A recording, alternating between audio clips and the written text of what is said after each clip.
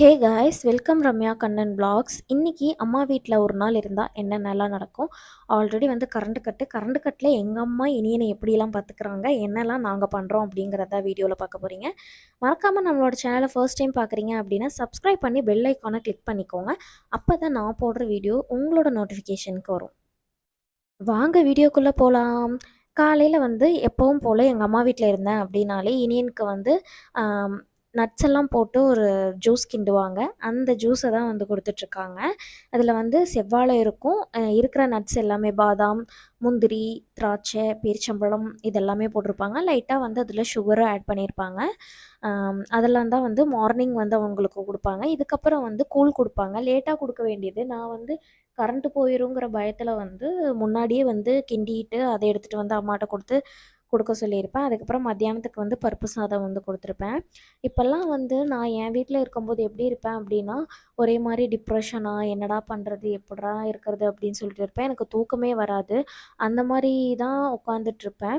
But அம்மா வீடுன்னு வந்துட்டேன் அப்படின்னா எனக்கு வந்து சோர்வாக நான் உட்காரவே மாட்டேன். ஏன்னா ஆள் மாற்றி ஆள் என்கிட்ட வந்து சண்டை போடுறதுக்காகவோ இல்லை விளையாடுறதுக்காகவோ இல்லை என்கிட்ட ஏதாவது ஒன்று பேசிகிட்டே இருப்பாங்க. பக்கத்துலேயே ஆள் இருப்பாங்க பேசுகிறதுக்கு.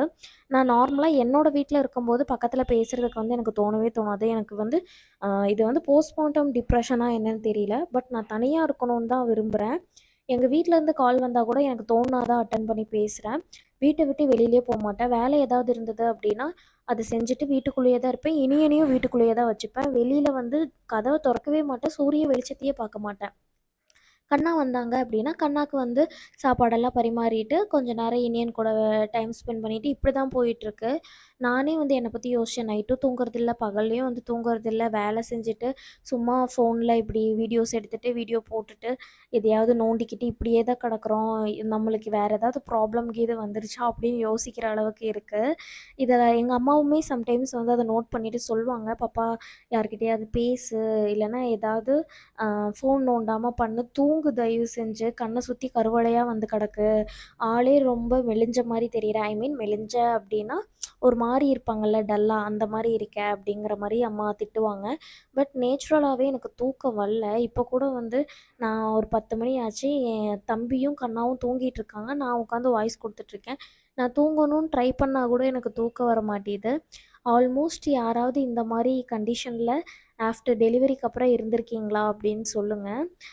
ஃபுட்டெல்லாம் வந்து கரெக்டாக எடுத்துக்க முடியல என்னால்.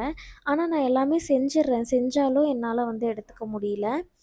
ஒரு மாதிரியா இருக்கேன். என்ன மாரின்னு எனக்கு சொல்ல தெரியல. ஃபேஸ் எல்லாம் வந்து ரொம்ப டார்க் ஆகிட்டுருக்கு.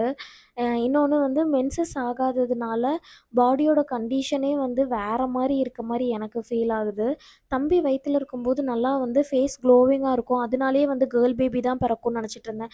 ஏன்னா ஒரு செட் ஆஃப் பீப்புள் வந்து செட் பண்ணி வச்சுருக்காங்கல்ல, பையனா கழுத்து கருப்பாகும், மூஞ்சி கருப்பாகும், ஆளே கருப்பாவாங்க, பொண்ணுன்னா அழகாக இருப்பாங்க அப்படின்னு. அந்த ஒரு மைண்ட் தாட்லயே தான் நானும் இருந்தேன். ஏன்னா எனக்கு வந்து ஃபேஸில் பிம்பிள்ஸ் வரல. நல்லா கலராக இருந்த தம்பி வயிற்றில் இருக்கும்போது பையனுக்கான எந்த சிம்டம்ஸுமே எனக்கு தெரியல. எனக்கு தெரிஞ்ச ஒவ்வொரு பாடிக்கும் ஒவ்வொரு மாதிரி சிம்டம்ஸ் இருக்கும்னு நினைக்கிறேன். எல்லாத்துக்கும் ஒரே மாதிரி வாந்தி வரும், பையனா இப்படி இருக்கும், பிள்ளைனா அப்படி இருக்கும் அப்படிங்கிறது கிடையாது தான். பட் எனக்கு அந்த டைமில் நான் அப்படி யோசிச்சுக்கிட்டேன், எல்லோரும் சொல்கிற மாதிரி தான் இருக்கும் அப்படின்னு சொல்லிட்டு. அதுக்கப்புறமா வந்து இப்போது டெலிவரி ஆனதுக்கப்புறம் நான் ரொம்ப டார்க் ஆகிறேன். அது என்னன்னே தெரியல. கேட்ட பார்த்தா மட்டும் இனியன் கொஞ்சம் பயப்படுறான். எங்கள் அம்மா கேட்டுக்கிட்ட விடுவாங்க. ஆனால் ரிட்டன் வந்து பிடிக்க மாட்டேங்கிறான் கேட்ட. அதை தான் எங்கள் அம்மா என்கிட்ட கூப்பிட்டு காமிச்சிட்ருந்தாங்க. ஆக்சுவலாக அதிகமாக வந்து இனியன் காதை நோண்டிகிட்டே இருக்கான். குழந்தைங்க வந்து காதை நோண்டுனா நல்லது. அது என்ன அப்படின்னா பிரெயினுக்கு வந்து அவங்க சிக்னல் கொடுக்குறாங்க அப்படின்னு சொல்லி அர்த்தம். அவங்க ஏதாவது ஒரு புதுசாக ஒரு விஷயத்த பண்ணுறாங்கனாலோ இல்லை பார்க்குறாங்க அப்படின்னாலோ அப்போ வந்து அவங்க காதை வந்து தொட்டு தொட்டு அவங்களுக்கு அது சிக்னல் கொடுத்துப்பாங்க அப்படிங்கிற மாதிரி வீடியோஸில் பார்த்தேன். அதை தான் நான் உங்ககிட்ட ஷேர் பண்ணுறேன். எனக்கு எதுவுமே தெரியாது. அதே மாதிரி நான் 10 புள்ள பெற்றுட்டு வந்து உங்களுக்கு வந்து எக்ஸ்பீரியன்ஸ் பண்ணிலாம் சொல்ல கிடையாது. இன்றைக்கி தெரியுது அப்படின்னா அதை நாளைக்கு நான் உங்ககிட்ட ஷேர் பண்ணுவேன். எனக்கு தெரிஞ்சதை உங்ககிட்ட ஷேர் பண்ணால் தெரியாதவங்க ஓகே இதெல்லாம் இப்படி தான் போல் அப்படின்னு சொல்லி நினச்சிட்ருப்பீங்க. அதாவது பாசிட்டிவா நினைக்காம நெகட்டிவா நினைக்கிறவங்களுக்கு நான் சொல்கிறது மூலியமா பாசிட்டிவ் ஆகும் அப்படின்னு நினச்சிட்டு தான் நான் உங்ககிட்ட ஷேர் பண்ணுறது. மற்றபடி ஒன்றும் கிடையாது. ஒரு சிலர் வந்து இனியனோட ஏஜ் தான் என்னோட குழந்தைக்கும் அவன் இன்னும் தவக்க ஆரம்பிக்கல, உட்கார ஆரம்பிக்கலன்னு சொல்கிறீங்க. எல்லா பேபியும் ஒரே மாதிரி இருக்க மாட்டாங்க. வேறு வேறு மாதிரி தான். இப்போ நம்ம எப்படியோ அதே மாதிரி தான். ஸோ வெயிட் பண்ணுங்க. அவங்க கூட நல்லா டைம் ஸ்பெண்ட் பண்ணுங்க. நீங்க நல்லா பார்த்தீங்கன்னா, எல்லா வீடியோலயும் பாருங்க, நான் இனியன் கூட அதிகமா டைம் ஸ்பெண்ட் பண்ண விடுவேன். அதே மாரி வாரத்துல 2 நாள் எங்க வீட்ல தான் இருப்பேன். எங்க அப்பா, எங்க அம்மா, என் தம்பிக எல்லாருமே இனியன் கூட டைம் ஸ்பெண்ட் பண்ணுவாங்க. நம்ம எவ்வளோக்கு எவ்வளோ பேபிய வந்து என்கேஜிங்கா வச்சுக்கிறோமோ, அவ்வளோக்கு அவ்வளோ குரோத் வந்து சீக்கிரமா இருக்கும். அதுக்காக தான் திரும்ப திரும்ப சொல்றேன். தாத்தா, பாட்டி கிட்ட பேச வைங்க. ஃபேமிலி, ஃப்ரெண்ட்ஸ் கிட்ட வெளியில கூட்டிட்டு போங்க. இந்த மாரிலாம் பண்ணுங்க. பேபியோட குரோத் வந்து அதிகமா இருக்கும் அப்படின்னு சொல்லிட்டு.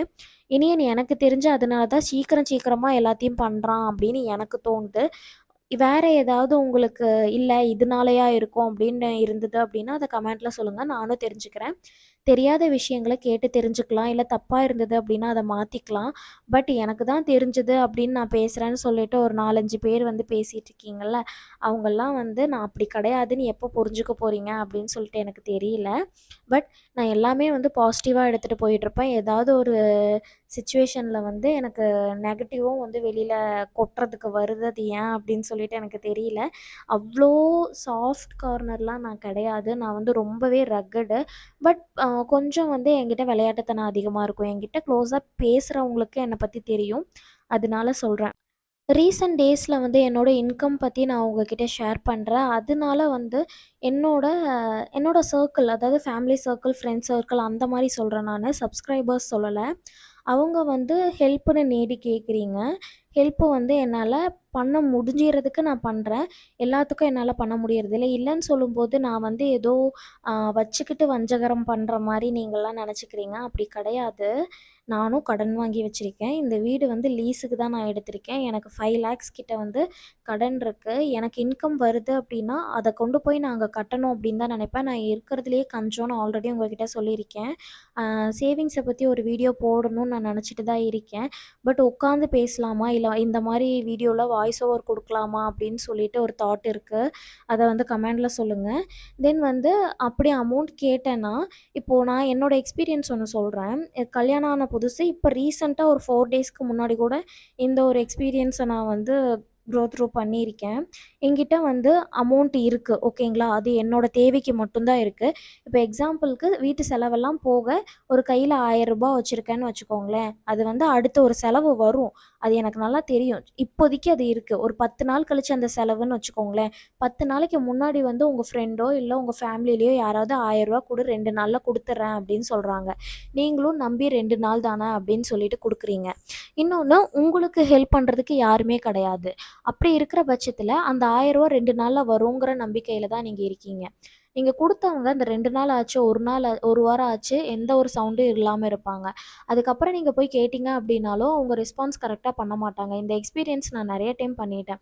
அப்பவே நான் யோசிச்சிருக்கேன். நான் நான் எனக்கு வந்து எங்க அம்மா, அப்பா கிட்ட காசு கேட்கறக்கு புடிக்காது. என் ஃபேமிலில இருக்க யார்கிட்டயுமே நான் காசு வந்து கேட்டு வாங்குனதே கிடையாது. என் புருஷன் சம்பாரிச்சு குடுக்கும்போது, என் புருஷனோட காசு அத வச்சு தான் நான் வந்து என்னோட செலவுகள நான் பண்ணிட்டுருந்தேன். நான் சம்பாரிச்சேன்னா என்கிட்ட இருக்கிற காச வந்து செலவுகள பண்ணிட்டுருந்தேன். அத தாண்டி கடன்னு ஒத்த ரூபா நான் வந்து தெரிஞ்சவங்க கிட்ட கூட கைமாத்தா கூட வாங்க மாட்டேன். இப்போ உங்கள நம்பி நான் ஹெல்ப் பண்றேன் அப்டின்னா, நீங்க சொன்ன டைம்க்கு எனக்கு ரிட்டர்ன் பண்ணா தான் எனக்கு வந்து அது ப்ராஃபிட். இப்ப திடீர்னு வந்து ஹாஸ்பிட்டலுக்கு போற சிச்சுவேஷன் அந்த டைம்ல தம்பிக்கோ, இல்ல கண்ணாக்கோ எனக்கு ஞாபகம் இல்ல. அப்ப நான் அவங்க கிட்ட போய் குடுத்த அமௌண்ட்ட கேட்கும்போது, அவங்க கரெக்ட்டா ரெஸ்பான்ஸ் பண்ணல. இன்னொன்னு வந்து ரூ. 1000 தானே, ரூ. 200 தானே, ரூ. 300 தானே அப்படிங்கிற மாரி பேசுறாங்க. அந்த 200, 300, ரூ. 1000 இல்லாம தான் அன்னைக்கு நம்ம அவ கிட்ட போய் கேட்டோம். அவ அன்னைக்கு குடுத்தா அப்படிங்கிறது ஏன் அவங்களுக்கு ஞாபகம் வரலன்னு தெரியல. அந்த 200, 300 இப்ப எனக்கு தேவைப்படுதுன்னு தான் நான் ரிட்டர்ன் உங்ககிட்ட கேட்குறேங்கிறது ஏன் அவங்களுக்கு தோணல அப்படின்னு தெரியல. அந்த ஒரு விஷயத்தினாலேயே வந்து நான் வந்து இந்த மாரி ஹெல்ப்ப வந்து ஃபேமிலி சைடு அதாவது தெரிஞ்ச சைடுல வந்து அவாய்ட் பண்றேன். உண்மையாவே சொல்றேன்.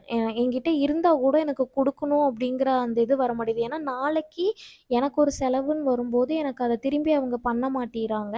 நான் யார்கிட்டயாவது போய் கையேந்துற நெலம வருது. இந்த எக்ஸ்பீரியன்ஸ் யாராவது பண்ணியிருக்கீங்களான்னு சொல்லுங்க. 4 நாளைக்கு முன்னாடி என்னோட ஃபேமிலில என்னோட ஃப்ரெண்ட் சர்க்கிள்ல நான் அத வந்து எக்ஸ்பீரியன்ஸ் பண்ணேன்.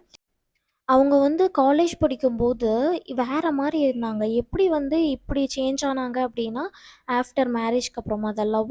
லவ் மேரேஜ் தான். பட் சிச்சுவேஷன் வந்து எல்லாத்தையும் எப்படி மாத்துது தெரியுமா? அந்த பொண்ணு என்ன விட நல்லா படிக்கிற பொண்ணு. அவங்க காலேஜுக்கு வரும்போதுன்னு பார்த்தீங்க அப்படின்னா, வாரத்துக்கே ஒரு 3 செருப்பு மாத்திருவாங்க. மாசத்துக்கு ஒரு 10, 15 செருப்பே வாங்கிருவாங்க. அப்படி இருந்தவங்க, இப்ப ஆஃப்டர் மேரேஜ்க்கு அப்புறம் ஒரு ஹெல்ப்ன்னு சொல்லி நம்மகிட்ட வராங்க. நம்ம பண்றோம். அது 1 மந்த் ஆச்சு. அந்த அமௌண்ட் இன்னும் எனக்கு ரிட்டர்ன் வரவே கிடையாது. அவங்க கிட்ட நான் மெசேஜ் மேல மெசேஜ் பண்ணி அதுக்கப்புறமா தான் வாங்குனேன். ரொம்ப கம்மியான அமௌண்ட்டு. அந்த அமௌண்ட்டயே வந்து ரிட்டர்ன் பண்றதுக்கு அவங்களுக்கு அவ்ளோ கஷ்டம். என்ன ரீசன்னு எனக்கு அவங்க கிட்ட தெளிவா கேட்க தெரியல. ஒரே ஒரு வார்த்த தான் கேட்டேன். "தப்பா ஏதாவது முடிவு பண்ணிட்டேன்னு ஃபீல் பண்றியா?" அப்படின்னு சொல்லிட்டு. அவங்க வந்துட்டு தெரியலன்னு சொன்னாங்க. அந்த தெரியலங்கிறதுக்கு பதில் எனக்கு புரிஞ்சது. உங்களுக்கு புரிஞ்சதா அப்படின்னு சொல்லிட்டு சொல்லுங்க. அது ரொம்ப கஷ்டமான சிச்சுவேஷன் தான். 2 குழந்தை ஆயிடுச்சு. பட் அவங்களோட சிச்சுவேஷன் இப்படி மாறும்னு அவங்க வந்து ஃப்யூச்சர்ல நெனச்சிருக்கவே மாட்டாங்க. பட் இப்ப அந்த நெலைமையில இருக்காங்க. அவங்கலாம் கோல்டு வந்து எங்க வீட்ல எனக்கு போட்டே விட மாட்டாங்க. எனக்கு காலேஜ் படிக்கும்போது ஒரு ஒரு கோல்டு கூட என்கிட்ட இருக்காது. ஆனா, அவங்க கையில பிரேஸ்லெட்லேருந்து, ரிங்குல இருந்து, கம்மல், செயின் எல்லாமே கோல்டுல தான் போட்டு வருவாங்க. அப்படி இருந்தவங்க, இப்ப இப்படி மாறியிருக்காங்க. அதுவே எனக்கு ரொம்ப கஷ்டமா தான் இருந்தது. பட் நம்மளோட சிச்சுவேஷனும் இன்னும் அந்த அளவுக்கு வந்து பெருசா ஹெல்ப் பண்ற அளவுக்குலாம் போல. ஒரு கடன் குடுத்தா அது திருப்பி வாங்குற இடத்துல தான் நம்ம இருக்கோம். இன்னும் அத தாண்டி போறதுக்கான நேரங்கள் வந்து வரும் அப்படின்னு சொல்லிட்டு நானும் வந்து எக்ஸ்பெக்ட் பண்ணிட்டு தான் இருக்கேன். தென் இனியனுக்கு வந்து ஒரு ஃபேன் யூஸ் பண்றத நான் வந்து வீடியோல காமிச்சிருப்பேன் அப்பப்ப டைமு. ஒருத்தர் வந்து கமெண்ட் பண்ணியிருந்தாரு, "இந்த ஃபேன் வந்து நீங்க சொல்ற டைமுக்கெல்லாம் வந்து ஒர்க் ஆகல" அப்படின்ட்டு. நான் குடுத்த லிங்க்ல வாங்கியிருந்தா கண்டிப்பா இதில வந்து 5 மோடு இருக்கும். 5 ஸ்பீடு பண்ணலாம். அந்த 5 ஸ்பீடுல ஃபர்ஸ்ட்டு ஸ்பீடு வச்சோம் அப்படின்னா 8 ஹவர்ஸ் வந்து ஓடும். காலையில எனக்கு கரண்ட் கட்டு நான் 9 மணிக்கு இல்லன்னா 9:15க்கு ஸ்டார்ட் பண்ணியிருப்பேன். ஈவினிங் 8:00 தான் நான் க்ளோஸ் பண்ணேன். இடையில ஒரு 3 மணி நேரம் சும்மா இருந்ததுன்னு வச்சுக்கோங்களேன். சாலிடா 6 மணி நேரம் அது ஒர்க்கிங் கண்டிஷன்ல இருந்திருக்கு. அதுக்காக தான் நான் இடையில இடையில அத காமிச்சிருப்பேன். லாஸ்ட்டா நான் காட்டும்போது 36% இன்னும் இருந்திருக்கும். 100%ல நான் ஸ்டார்ட் பண்ணது. அது வந்து ஃபேக்கு கிடையாது. அந்த ஃபேன் வந்து உண்மையாவே வந்து நல்லா ஒர்க் ஆகுது. ஜஸ்ட்டு நான் வந்து ஒரு ₹500 தான் நான் வாங்குனேன். அது ஒர்த்து தான். பேபி இருக்கிறவங்க எல்லார் வீட்லயும் இந்த ஃபேன் வாங்கி வச்சுக்கோங்க. வெளியிலே போம்போதா இருக்கட்டும், வீட்ல இருக்கும்போதா இருக்கட்டும், கண்டிப்பா யூஸ்ஃபுல்லா இருக்கும். டாட்டா.